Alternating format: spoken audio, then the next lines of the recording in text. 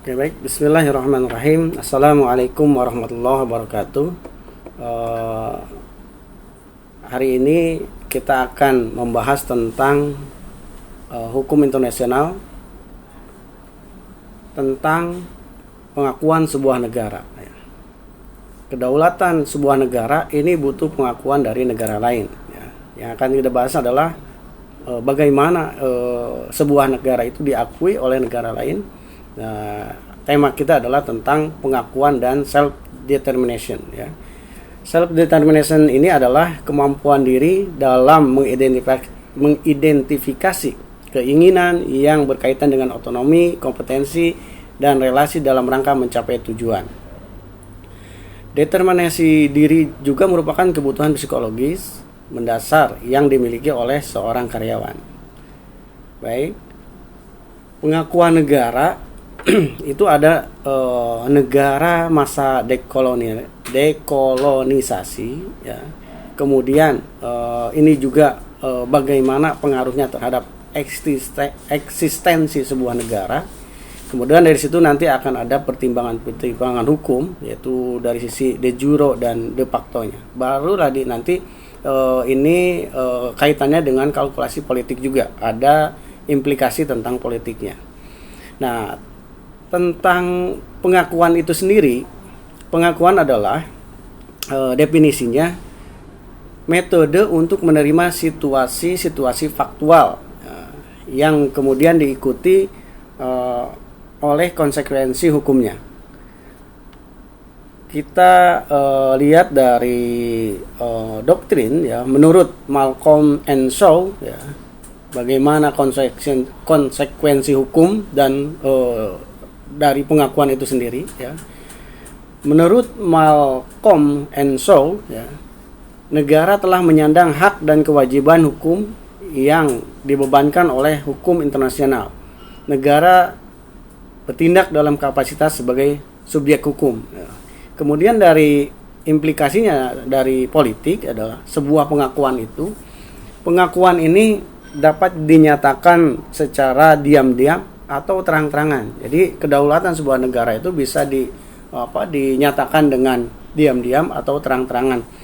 Nah, tidak hanya kriteria hukum, ya, penerapannya pun ini implikasinya ada pertimbangan politik yang sangat menentukan tentang eksistensi sebuah negara itu sendiri. Nah, apa saja tentang implikasi politik itu?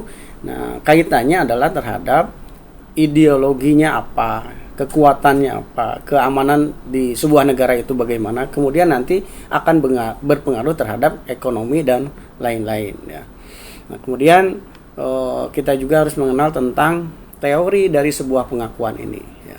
Dalam pengakuan sebuah negara itu ada yang dinamakan dengan teori konstitutif, ya, yaitu sebuah teori tindakan pengakuan dari negara-negara lain yang memiliki pengaruh atas terciptanya atau dimulainya eksistensi sebuah negara baru. Nah, ini disampaikan oleh Lassa Oppenheim, ya. Kemudian ada lagi tentang teori deklaratori, ya. Kalau tadi tentang teori pengakuan, ya, atau teori konstitutif yang disampaikan oleh Lassa Oppenheim, yang berikutnya adalah teori deklaratori, ya. Nah, secara teori konstitutif dalam deklaratori bahwa pengakuan dari negara lain itu hanya bersifat mempertegas saja, ya, atau menguatkan keadaan yang menunjukkan sebuah eksistensi negara yang mendapat pengakuan, yaitu ada bentuk deklarasi dari negara-negara lain. Nah, kemudian dari doktrin Lauterpacht, ya, tentang pengakuan ini, dia menyampaikan setiap negara berkewajiban untuk mengakui sebuah negara ketika negara tersebut telah memenuhi kriteria hukum sebagai negara. Ini pengakuan yang menurut Lauterpacht itu adalah negara lain berkewajiban untuk mengakui sebuah negara ketika sudah terpenuhi kriteria hukum sebagai negara, ya.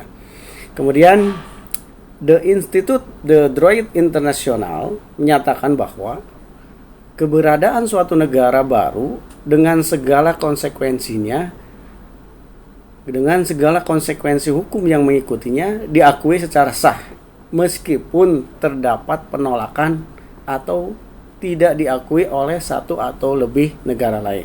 Jadi, walaupun ada yang menolak, ya, jadi tidak semua negara di dunia ini mengakui keabsahan kedaulatan sebuah negara, tetapi kalau kriteria hukumnya terpenuhi itu bisa bisa berdaulat dengan sendirinya. Suatu negara tetap sah secara konstitusional meskipun secara faktual tidak memperoleh pengakuan dari negara sebagiannya atau negara lainnya. Nah, kemudian pengakuan ini dilihat dari de facto dan de jure, ya. De facto artinya diberikan kepada negara yang berdasarkan fakta atau kenyataan bahwa pemerintah dari negara yang diakui itu lahir atau eksis. Jadi faktanya ada, negara itu ada eksistensinya dan bentuk negara berdaulatnya ada. Itu dari segi de facto, ya. Kemudian peran lembaga pengakuan terutama tampak pada dua keadaan. Nah, anggota masyarakat internasional dihadapkan dalam dua pilihan kalau ada muncul negara baru yang ingin mendapatkan pengakuan. Apakah anggota masyarakat internasional itu menyetujui atau menolak? Nah, disinilah dibutuhkan peran lembaga pengakuan terutama tampak pada dua keadaan. Yang pertama, hukum internasional tidak memiliki pengaturan mengenai prosedur untuk suatu negara baru. Yang kedua, hukum internasional tidak memiliki aturan-aturan spesifik tentang pengakuan baik secara material dan formil. Nah, ini kembali ke sebuah negara. Negara adalah subjek hukum internasional yang sifatnya dinamis. Walaupun negara ini subjek hukum internasional, tetapi peran dari lembaga pengakuan ini di dalam hukum internasional ternyata tidak memiliki pengaturan mengenai prosedur bagaimana suatu negara itu diakui atau dibentuk. Kemudian doktrin dari Oppenheim atau Lauterpacht berpendapat bahwa sebuah pengakuan merupakan suatu pernyataan terhadap kemampuan suatu negara baru. Jadi artinya negara ini ada yang memerintahnya, ada perintah baru yang lahir melalui cara-cara damai atau melalui proses konstitusional. Nah, kemudian kalau sudah seperti ini tidak akan sulit mendapatkan pengakuan dari negara lain. Artinya negara itu lahir dengan cara damai, ya, bukan dengan cara perebutan kekuasaan. Nah, selanjutnya ini banyak negara-negara yang mendapat pengakuan dan juga ada negara yang tidak mendapatkan pengakuan dari negara lain. Nah, kemudian yang jadi pertanyaan adalah apakah pemberian pengakuan tersebut merupakan tindakan hukum atau alasan-alasan politis? Nah, ini dikemukakan oleh Pierre Lee, ya. Pemberian pengakuan merupakan tindakan politik, ya, daripada tindakan hukum, ya. Kemudian diperkuat oleh Lauterpacht bahwa praktik negara-negara tidak beragam dan tidak menunjukkan adanya aturan-aturan hukum dalam masalah pengakuan hukum ini. Kemudian dari Proin bahwa pengakuan hanyalah suatu tindakan sepihak berdasarkan hukum internasional publik, ya. Jadi apakah pemberian pengakuan tersebut merupakan tindakan hukum atau alasan-alasan politis? Ya, ya. Ini kental politisnya, ya, terkait pengakuan itu sendiri. Kemudian meskipun lembaga pengakuan bersifat politis, namun dengan diakuinya suatu negara atau pemerintahan baru, konsekuensi yang ditimbulkan dapat berupa konsekuensi politis dan yuridis, ya. Jadi ada sisi politisnya, ada juga sisi yuridisnya. Ini menjadi sebuah konsekuensi ketika lahir negara yang mendapat pengakuan dari negara lain. Konsekuensi politisnya misalkan adanya hubungan diplomatik. Jadi terjadinya hubungan diplomatik antara satu negara dengan negara lain. Artinya dia menjadi diakui keberadaannya terbukti dengan ada hubungan diplomatik atau hubungan dagang. Ini konsekuensi politis yang didapat dari sebuah negara yang diakui oleh negara lain di dunia. Kemudian kalau dilihat dari konsekuensi yuridis, pertama, pengakuan merupakan pembuktian atas keadaan yang sebenarnya dari lahirnya suatu negara atau perintah baru atau pemerintahan baru. Yang kedua, pengakuan mengakibatkan akibat-akibat hukum tertentu dalam mengembalikan tingkat hubungan diplomatik antara negara yang mengakui dan yang diakui. Nah, yang ketiga, pengakuan memperkukuh status hukum negara yang diakui di hadapan pengadilan negara yang mengakui. Ini disampaikan oleh D.W. Gregg, ya, International Law, Butterworth, London. Ya. Kemudian alasan politis, suatu negara dapat menolak memberikan pengakuan dengan berbagai alasan. Nah, disinilah tidak semua negara itu sepakat atau mengakui keberadaan negara tersebut. Kita bisa lihat, kawan-kawan, ada negara Palestina, tetapi ada yang mengakui, ada yang tidak, ya. Jadi tidak semua negara di dunia mengakui keberadaan kedaulatan Palestina. Nah, ini Sloman Shaw memberikan alasan sebagai berikut terhadap alasan politis suatu negara dapat menolak memberikan pengakuan dengan berbagai alasan. Nah, alasannya ini. 1. Apakah ada negara lain yang mengakui negara baru tersebut sebagai anggota masyarakat internasional? Yang kedua, masih ada keraguan bahwa negara baru dapat berdiri terus. Jadi kalau diakui negara yang baru ini muncul, apakah dia bisa eksis? Ya. Yang ketiga adalah masih ada kelompok di dalam negara baru tersebut yang melakukan tindakan merugikan negaranya. Yang keempat, negara baru masih menerapkan praktik diskriminasi ras. Ya, yang kelima, ada kepentingan dagang dan militer. Jadi setiap muncul negara baru, 5 alasan ini yang menjadi pertimbangan negara lain untuk mengakui kedaulatannya. Nah, alasan-alasan lainnya, pemerintah dalam negara baru tersebut tidak mendapatkan kekuasaan melalui cara-cara yang konstitusional. Yang kedua, negara tersebut dianggap tidak mampu bertanggung jawab terhadap negara lain. Ya. Yang ketiga, negara tersebut tidak sepenuhnya independen tetapi masih berada di bawah penguasaan negara lain. Nah, inilah alasan-alasan yang menjadi pertimbangan negara lain untuk memberikan sebuah pengakuan kedaulatan sebuah negara. Ini masih ada keraguan, ya, terhadap negara-negara yang butuh pengakuan tersebut. Nah, yang dimaksud lembaga pengakuan itu apa, ya? Lembaga pengakuan ini adalah hanya sebuah tindakan politis suatu negara untuk mengakui negara baru sebagai subjek hukum internasional yang melahirkan akibat hukum. Jadi kalau ditanya lembaganya apa, ya lembaga itu adalah hanya pengakuan politis saja. Nah, kemudian tercatat pada abad pertengahan di benua Eropa ketika Belanda menyatakan kemerdekaan pada tahun 1581 itu mendapat pengakuan dari Spanyol.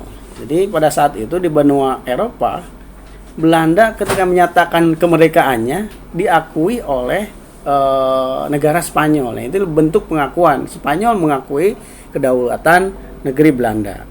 Kemudian apakah pengakuan wajib atau sukarela? Ya.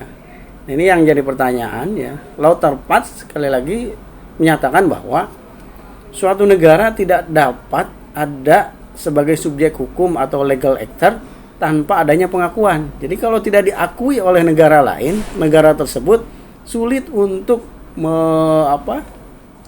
dinyatakan sebagai subjek hukum.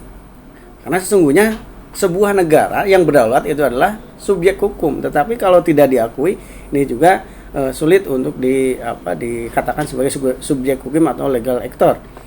Nah, karena itu hukum internasional membebankan kewajiban kepada negara-negara yang telah ada untuk memberikan pengakuan agar negara baru itu dinyatakan ada. Nah, ada tekanan dari hukum internasional, tetapi saya kira lagi itu tidak bisa menjadikan tekanan tersebut suatu keharusan, itu akan kembali lagi terhadap negara masing-masing mengakui atau tidak. Ini doktrin dari Lauterbach dan Chen ya, tentang pengakuan. Nah, sementara Chen menyatakan bahwa karena negara baru itu ada dan mempunyai hak, maka ada suatu kewajiban bagi negara-negara lain untuk mengakuinya agar hak negara tersebut berlaku. Nah, ini kembali kenapa negara itu butuh pengakuan dari negara lain, karena itu nanti akan muncul hak dan kewajiban di dalam hukum internasional terhadap negara yang baru tersebut. Bahwa menurut doktrin Lauterbach dan Chen itu negara lain harusnya sifatnya wajib agar negara tersebut lahir. Jadi pengakuan itu wajib menurut Lauterbach dan Chen.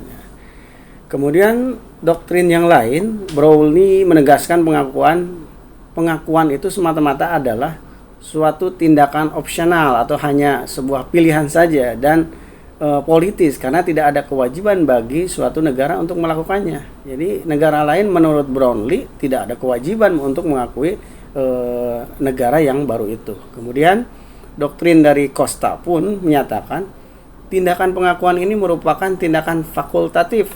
Artinya suatu negara bebas untuk mengakui lahirnya suatu negara baru tanpa adanya keharusan untuk melakukan atau melarang untuk melakukannya. Ini doktrin dari Browley dan Costa. Kemudian pemerintah Amerika melihat faktor-faktor sebelum memberikan pengakuan. Yang pertama, apakah negara atau pemerintah baru dapat mengontrol wilayah dan penduduknya secara efektif? Apakah pemerintah baru dapat mengadakan hubungan luar dengan negara atau dapat melaksanakan kewajiban-kewajiban internasionalnya dengan efektif? Apakah negara-negara lain telah mengakui negara atau pemerintah baru tersebut? Nah, pengakuan secara diam-diam. Nah, tadi ada yang pengakuan secara terang-terangan dan juga ada pengakuan dari negara lain itu secara diam-diam. Artinya pengakuan yang dilakukan oleh suatu negara dengan cara pertama mengirimkan seorang wakil diplomatik ya. Kedua, mengadakan komunikasi antar pejabat resmi ataupun kepala negara. Yang ketiga, membuat persetujuan dengan negara tersebut. Artinya dia mengakui keberadaan negara itu dengan mengirimkan wakil-wakilnya dan membuat komunikasi atau hubungan kenegaraan. Selanjutnya ada perjanjian internasionalnya. Bagaimana kedudukan partisipasi negara termasuk negara yang belum diakui. Artinya walaupun ada negara yang tidak mendapat pengakuan dari negara lain, tetapi perjanjian internasional ini bisa dilakukan. Nah, menurut Shearer, dalam keadaan tertentu pengakuan dapat ditemukan dalam suatu perjanjian internasional terhadap negara yang belum mendapatkan pengakuan. Artinya walaupun tidak secara terus terang diakui oleh negara lain, tetapi pada negara tersebut ada perjanjian internasional antar negara, secara tidak langsung itu sudah diakui oleh keberadaannya oleh negara lain. Nah, pengakuan diam-diam ini dalam hubungan internasional dimungkinkan untuk dilakukan norma hukum internasional. Jadi perjanjian internasional ini adalah bentuk dari pengakuan diam-diam ya. Secara terang-terangan negara itu tidak menyatakan mengakui keberadaan sebuah negara itu, tetapi dia melakukan perjanjian kenegaraan. Contoh pengakuannya seperti partisipasi negara dalam sebuah perjanjian, adanya traktat multilateral, adanya partisipasi dalam konferensi internasional, adanya inisiasi negosiasi antara negara yang mengakui dan ingin diakui. Selanjutnya adalah adanya pengakuan yang sifatnya seperti kolektif, yaitu pengakuan kolektif, pengakuan yang diwujudkan dalam suatu perjanjian internasional dan konferensi multilateral. Nah, Helsinki Treaty tahun 1976 mengakui Republik Demokrasi Jerman Timur dan negara Pakta Warsawa mengakui pula Republik Federal Jerman.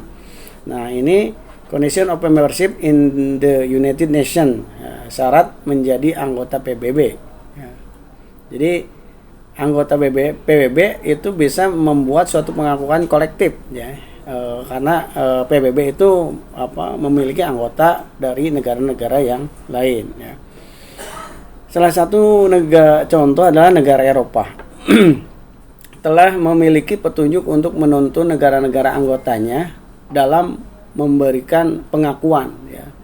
Ini adalah suatu presiden dan realisasi. Bisa dilihat bahwa di Eropa untuk membentuk membuat sebuah pengakuan, dia bisa menuntun negara-negara anggotanya untuk memberikan pengakuan terhadap negara lain ya.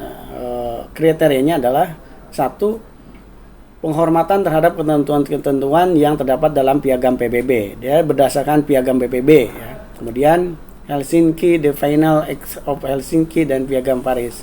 Penjaminan atas hak-hak kelompok etnis, nasional dan minoritas sesuai Kovenant Internasional tentang Sosial Budaya dan Ekonomi. Penghormatan atas pembatasan wilayah. Selanjutnya adalah tentang pengakuan yang sifatnya prematur dan penarikan pengakuan. Jadi ada pengakuan, ada juga penarikan pengakuan. Nah, pengakuan yang prematur itu memberikan pengakuan oleh suatu negara terhadap negara baru tanpa memperhitungkan keadaan pada umumnya harus terpenuhi atau tidak ya. Jadi kriterianya tidak dilihat. Jadi tetapi sudah memberikan pengakuan. Nah, ada juga penarikan pengakuan. Penarikan pengakuan ini secara de facto lebih mudah untuk ditarik kembali ketika suatu pemerintahan tersebut jatuh ya. Jadi sudah diakui keberadaannya, kedaulatan sebuah negara tersebut, tetapi tiba-tiba eksistensinya tidak bisa dilanjutkan atau dia negara itu jatuh dan tidak bisa melanjutkan tentang pengelolaannya. Kemudian secara kolektif juga ada istilah non-recognition ya, doktrin yang memungkinkan suatu negara menolak atau mengakui situasi faktual dengan mendapatkan berdasarkan pada alasan-alasan moral dan legal dari suatu situasi tersebut. Nah, kemudian kelanjutan dari situasi non-recognition ini adalah hak-hak hukum tidak dapat diperoleh dari situasi yang ilegal. Nah, ex injury jus non oritur. Selanjutnya, doktrin ini yang memungkinkan suatu negara menolak atau mengakui situasi faktual dan dengan mendasarkan pada alasan-alasan moral dan legal dari situasi tersebut. Itulah pemaparan tentang presentasi materi hukum internasional. Semoga bisa bermanfaat ya. Terima kasih. Assalamualaikum warahmatullahi wabarakatuh.